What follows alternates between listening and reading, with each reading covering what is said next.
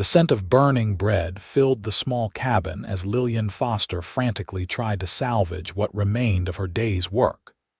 Tears streamed down her face, leaving clean trails through the flour dusting her cheeks.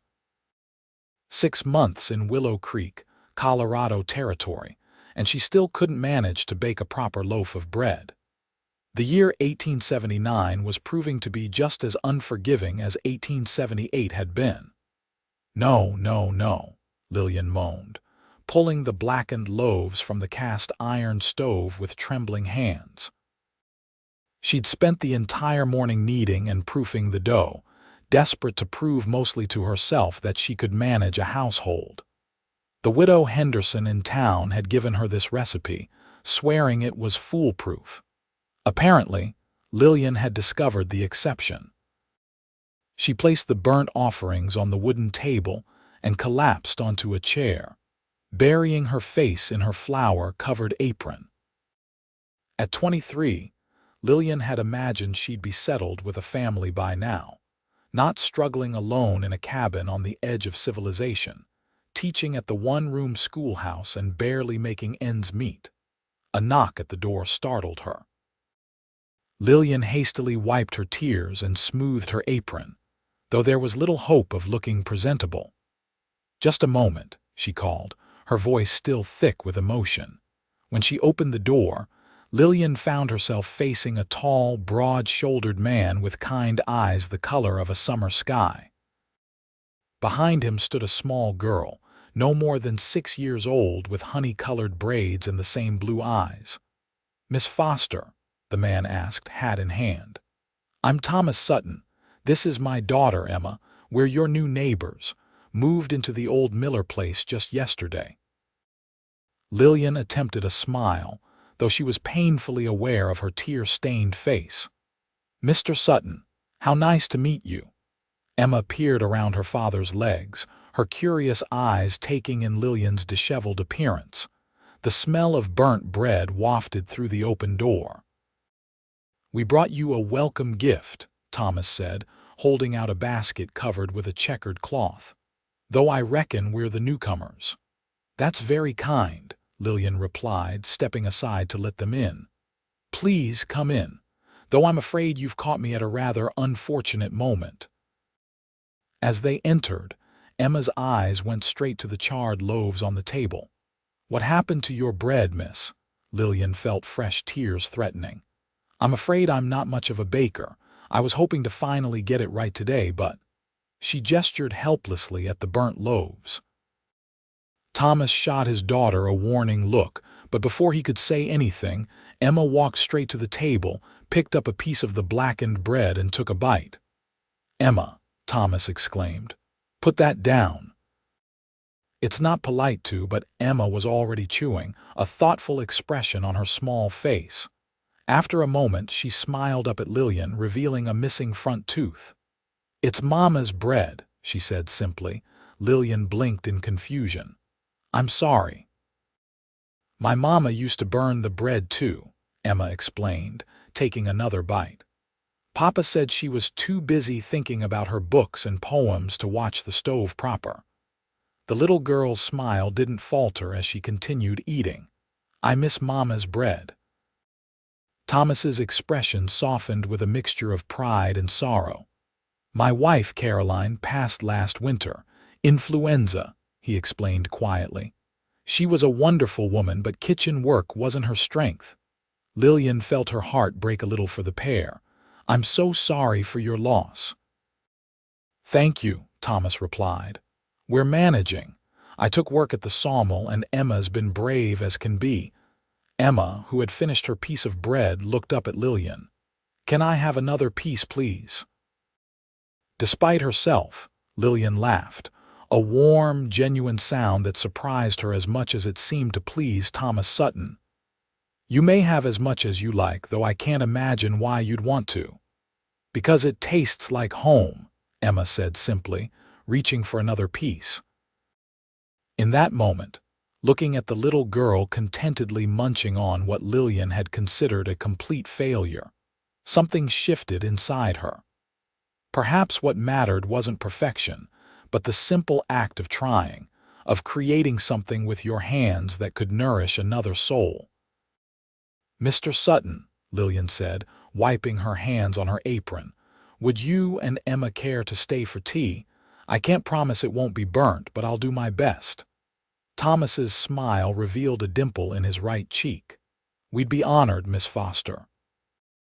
As Lillian busied herself with the kettle, she found herself wondering about Thomas Sutton and his daughter. They seemed to carry their grief with a quiet dignity that touched her deeply. Her own journey to Willow Creek had been born of necessity rather than choice, fleeing the memories of parents lost to a fire that had consumed their Boston home and nearly all their possessions. "You're the school teacher, aren't you?" Thomas asked as Lillian set out her best cups, which wasn't saying much, as she owned only 3, one of which had a chip. "Yes, this will be my 2nd year," she replied. "Do you plan to enroll Emma?" "That's partly why we stopped by," Thomas admitted. "She's of age now, and I want her to have proper schooling." Emma looked up from her 3rd piece of burnt bread. "Papa says I'm smart like Mama was." "I'm sure you are," Lillian said, smiling at the girl. "School starts in 2 weeks. We have 15 students now from ages 6 to 16. 15, Thomas raised his eyebrows. "Willow Creek is growing." "Slowly but surely," Lillian agreed, pouring the tea. "When I arrived last year, there were only 8 families in town. Now there must be at least 20 households." They talked easily as they drank their tea, Thomas explaining how he'd decided to move west after his wife's death, seeking a fresh start away from the memories that haunted their home in Kansas. Emma occasionally interjected with observations of her own, displaying the precociousness Thomas had claimed. When they finally rose to leave, Lillian found herself reluctant to see them go. It had been a long time since she'd enjoyed simple conversation with anyone other than her students or the occasional shopkeeper. "Thank you for the tea, Miss Foster," Thomas said, placing his hat back on his head, "and for making my daughter feel welcome." "Thank you for the company," Lillian replied honestly, "and for appreciating my bread, Emma." The little girl beamed. "Can we come back tomorrow? Maybe you could teach me to make bread like Mama's." Thomas started to decline, but Lillian surprised herself by saying, "I'd like that very much. Perhaps we can learn together." As she watched them walk down the path toward the road, Lillian felt something she hadn't experienced in a long time: hope. Perhaps Willow Creek would finally begin to feel like home. True to her word, Emma appeared the next day, her father in tow, ready for a baking lesson. Lillian had spent the evening studying her recipe book, determined not to repeat yesterday's disaster. "I brought eggs," Thomas said, holding up a small basket, "from our new chickens." "And I brought this," Emma added, presenting Lillian with a small bouquet of wildflowers, "to make the kitchen pretty while we bake." Touched by the gesture, Lillian found a jar to serve as a vase. "These are beautiful, Emma, thank you." The morning passed in a flurry of flour and laughter. Emma proved to be an enthusiastic assistant, if somewhat liberal with her interpretation of measurements. Thomas sat at the table, whittling a small wooden horse and occasionally offering advice that made it clear he knew even less about baking than Lillian did. "My ma always said the secret was in how you knead it," he offered, watching Lillian struggle with the sticky dough. "Said you had to put love into it." Lillian blew a strand of hair from her face. "Well, I must not have been loving it enough these past 6 months." Thomas's eyes crinkled at the corners when he smiled. "Maybe that's the problem. Bread knows when you're afraid of it." "Is that so, Mr. Sutton?" Lillian asked, arching an eyebrow. "And are you an expert on the emotional states of baked goods?" "Not at all," he admitted cheerfully. "But my wife used to say fear was the enemy of good cooking. She read that in a book somewhere." "Your wife sounds like she was a wise woman," Lillian said, gentling her tone. The wisest, Thomas agreed, a shadow passing over his features. And the kindest. Emma looked up from where she was carefully arranging raisins on top of a small roll. Mama used to say that Papa was the brave one, but she was wrong. Papa cried when she got sick. Thomas cleared his throat, clearly uncomfortable with the direction of the conversation. Emma, that's enough now. Lillian saw the pain in his eyes and quickly changed the subject. Let's see if these loaves turn out better than yesterday's, shall we? The oven should be hot enough now. The bread, when it emerged from the oven an hour later, was far from perfect, slightly lopsided and a bit too brown on top, but it wasn't burnt, and the kitchen filled with the warm, comforting aroma of successful baking. We did it, Emma exclaimed, clapping flour-covered hands. Indeed we did, Lillian agreed, feeling disproportionately proud of their achievement. Shall we try a piece while it's warm?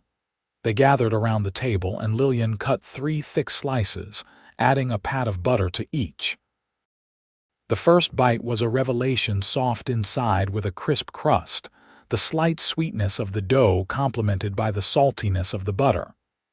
This is wonderful, Miss Foster, Thomas said, his expression one of genuine appreciation. Lillian, please, she said impulsively. If we're to be neighbors, there's no need for such formality. Lillian, he repeated, and she found she liked the way her name sounded in his deep voice. Then you must call me Thomas. Emma, mouth full of bread, looked between them with undisguised interest. Swallowing, she announced, I like this bread, but I liked yesterday's too. Thomas chuckled. That's because you're easy to please, Pumpkin. No, Emma said seriously. It's because Miss Lillian made them both, and she's nice. Lillian felt her cheeks warm at the child's simple assessment. That's very sweet of you to say, Emma.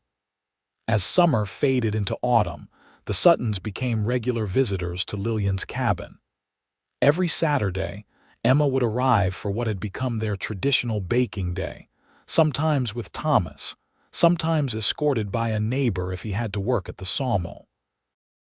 Lillian found herself looking forward to these visits with an eagerness that both thrilled and frightened her. School began, and Emma proved to be as bright as her father had claimed. She quickly became one of Lillian's favorite students, though she was careful not to show favoritism. The little girl had a gift for storytelling, and would often entertain her classmates with tales of her mother's adventures, some likely embellished, but delivered with such conviction that even Lillian found herself believing Caroline Sutton might have once fought off a mountain lion with nothing but a broom. Thomas, meanwhile, had established himself as a skilled worker at the sawmill. His strength and attention to detail had quickly earned him the respect of the other men, and there was talk of him becoming a foreman by spring. Lillian saw him most Sundays after church, where the entire town gathered not just for worship, but for the social connection so vital to frontier life. She found her eyes seeking him out during the service, appreciating the way he sang hymns with unself-conscious enthusiasm, or how he listened to Reverend Parker's sermons with genuine interest, rather than the glazed expression many of the men wore. It was after one such service, as October painted the surrounding hills with gold and crimson, that Thomas approached her with an invitation. "The Harvest Festival is next Saturday," he said, his hat in his hands as always when he addressed her. "Emma and I were wondering if you might like to join us." Lillian felt a flutter of anticipation. The Harvest Festival was the biggest social event in Willow Creek, with dancing and games and enough food to feed the entire county. Attending with Thomas and Emma would certainly set tongues wagging. "I'd be delighted," she replied, ignoring the knowing looks from Mrs. Henderson and her sewing circle friends. "Wonderful," Thomas said, his relief evident. "I'll call for you at noon if that suits." "That would be perfect." As Thomas walked away to collect Emma from where she was playing with the other children, Mrs. Henderson sidled up to Lillian. "Well, well," the older woman said, her tone teasing but kind. "It seems our Mr. Sutton has taken quite a shine to you, my dear." Lillian felt her cheeks grow warm. "We're just friends, Mrs. Henderson. He and Emma have been kind enough to include me in their lives." "Hum," Mrs. Henderson replied, clearly unconvinced. "And I suppose that's why he looks at you during every hymn instead of at his prayer book." Before Lillian could formulate a response, Mrs. Henderson patted her arm and moved on, leaving Lillian to wonder if she'd been as obvious in her own admiration as Thomas apparently had been. The day of the Harvest Festival dawned clear and crisp, with just enough chill in the air to hint at the winter to come. Lillian spent more time than usual on her appearance, wearing her best dress, a deep blue wool that brought out the amber flecks in her brown eyes, and arranging her chestnut hair in a style more elaborate than her usual practical bun.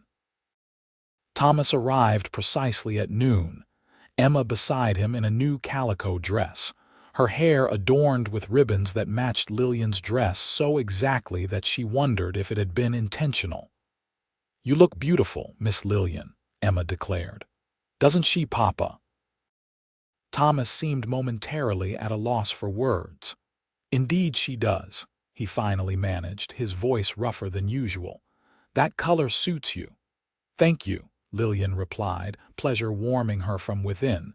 "You both look very fine yourselves." The town square had been transformed for the festival. Tables groaned under the weight of every imaginable dish, from Mrs. Parker's famous apple pies to Mr. Gunderson's smoked venison. Bunting and paper lanterns hung from ropes strung between buildings, and a platform had been erected for the musicians, a fiddle player, an accordion player, and old Mr. Williams with his harmonica. As they approached, Emma spotted her friends and looked to her father with pleading eyes. "Can I go play, Papa, please?" "Go on," he said, smiling indulgently. "But stay where I can see you and mind your manners." As Emma darted off, Thomas offered Lillian his arm. "Shall we see what delicacies our neighbors have prepared?" They wandered through the festival, sampling dishes and chatting with townspeople. Lillian noticed that several of the unmarried women watched Thomas with undisguised interest, but his attention remained steadfastly on her, warming her in ways the autumn sun could not. When the music began, Thomas turned to her with a questioning look.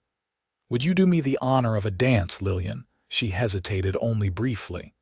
"I must warn you, I'm not particularly accomplished." "That makes two of us," he replied with a self-deprecating smile. "But I promise not to tread on your toes too often." The first dance was a lively reel that left them both laughing and breathless. The second was a waltz, slower and more intimate. Thomas's hand at her waist was warm and steady, and Lillian found herself moving with more grace than she'd expected. "You're a natural," he said, guiding her through a turn. "You're a flatterer," she countered, but she couldn't help smiling. "Perhaps," he admitted, "but only because you inspire it." As the afternoon waned into evening, lanterns were lit and the music took on a mellower tone. Emma had fallen asleep on a blanket with several other children, watched over by the older girls who had volunteered as minders. Thomas and Lillian sat on a bench at the edge of the square, watching the stars emerge one by one. "I haven't enjoyed myself this much in a very long time," Thomas said quietly. "Nor have I," Lillian admitted. "Thank you for inviting me." He turned to look at her, his expression serious in the lantern light. "Lillian, I hope you know how much your friendship has meant to Emma and me these past months. You've brought light back into our lives when I feared it might be gone forever." Lillian felt a lump form in her throat. "You've done the same for me," she said softly. "Before you and Emma arrived, I was beginning to think I'd made a terrible mistake coming west.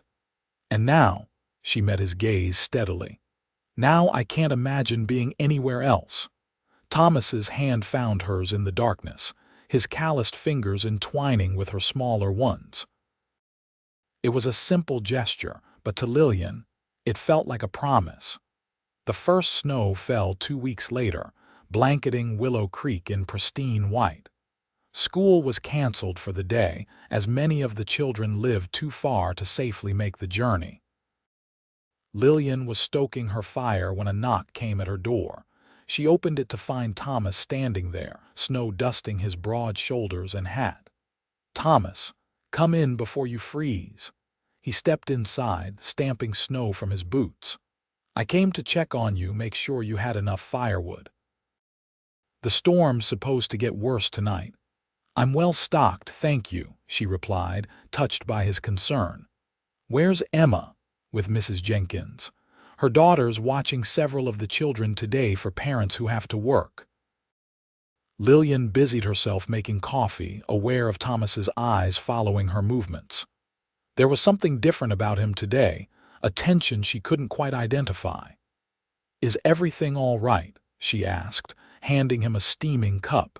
He accepted it gratefully, warming his hands around the mug. "Yes, no," he sighed. "I've been wanting to speak with you about something, but the timing never seemed right." Lillian's heart quickened. "You can speak to me about anything, Thomas. You know that." He set down his coffee and took her hands in his. "Lillian, these past months have been the happiest I've known since Caroline died. You've not only been a friend to me, but a godsend for Emma." "She's a wonderful child," Lillian said, her voice barely above a whisper. "I've grown to love her dearly." "And she loves you," Thomas replied. "As do I." The words hung in the air between them, simple yet profound. "Thomas, I know it might be too soon," he continued quickly.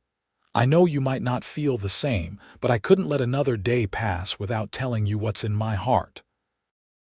Lillian felt tears prick her eyes, but they were tears of joy, not sorrow.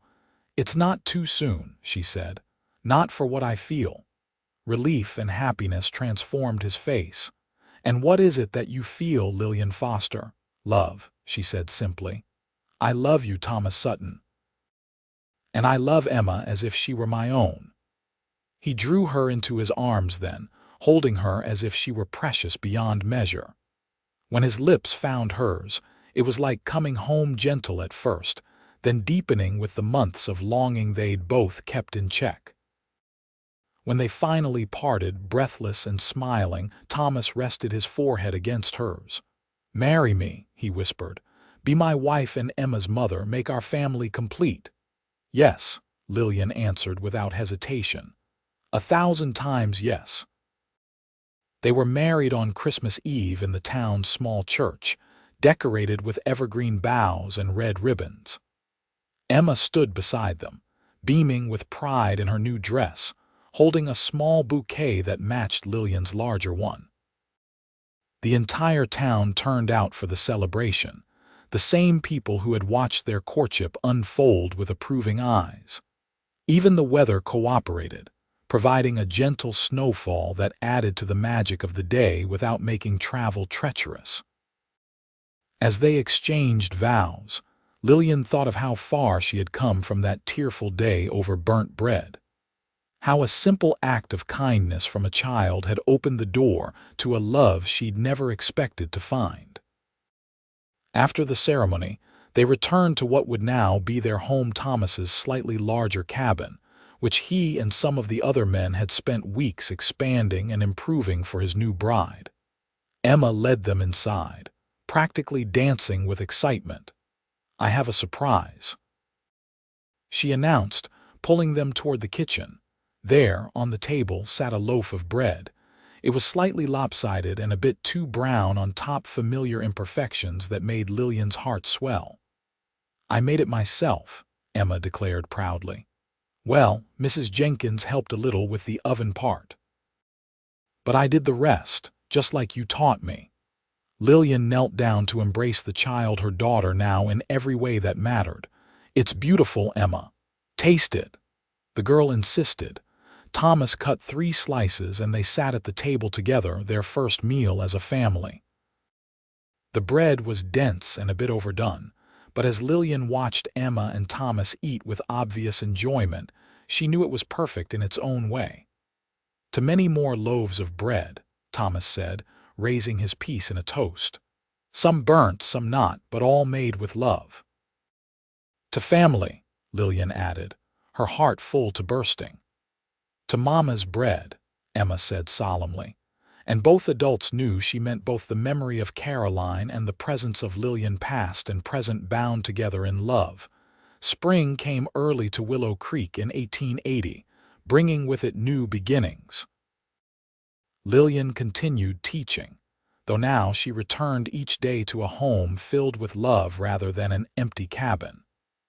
Thomas's promotion to foreman at the sawmill had come through, bringing with it a raise that allowed them to save for the future. Emma thrived under Lillian's mothering, her natural intelligence nurtured both at home and in school.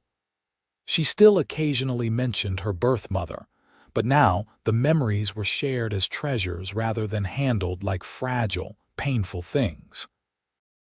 It was on a warm April evening, with the windows open to catch the spring breeze, that Lillian shared her news with Thomas.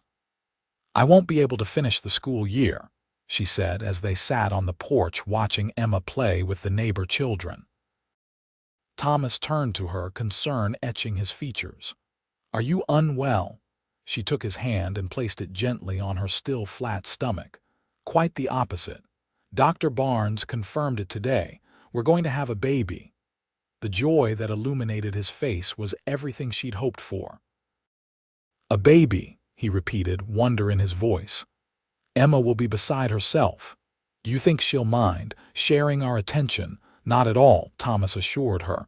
"She's been asking for a brother or sister since January." Lillian laughed. "Has she now? And what did you tell her?" "That such things were in God's hands," he replied, pulling her close. "Though we might give him a little encouragement." She blushed at his teasing tone but didn't pull away from his embrace. "I love you, Thomas Sutton." "And I love you, Lillian Sutton, more than I have words to express." Their child was born in early November, a boy they named William Thomas, with his father's blue eyes and his mother's determined spirit. Emma took to her role as big sister with the same enthusiasm she brought to everything, reading to the baby and helping Lillian with his care.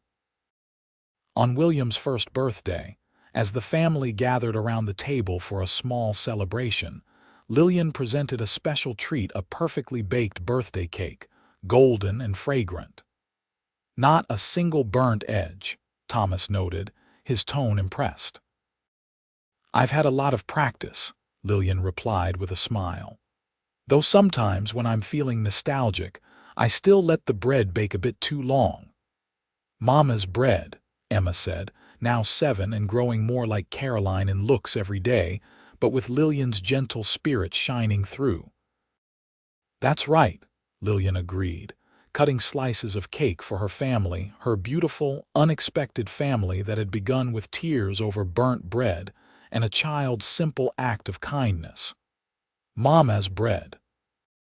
As she watched Thomas help William blow out his candle, Emma clapping with delight beside them, Lillian sent a silent thank you to whatever fate or providence had brought them all together. Her journey west had been born of necessity, a flight from grief and loss, but it had led her to a love and happiness beyond anything she could have imagined. Sometimes the most broken beginnings led to the most beautiful endings. And sometimes, burnt bread was exactly what a heart needed to find its way home.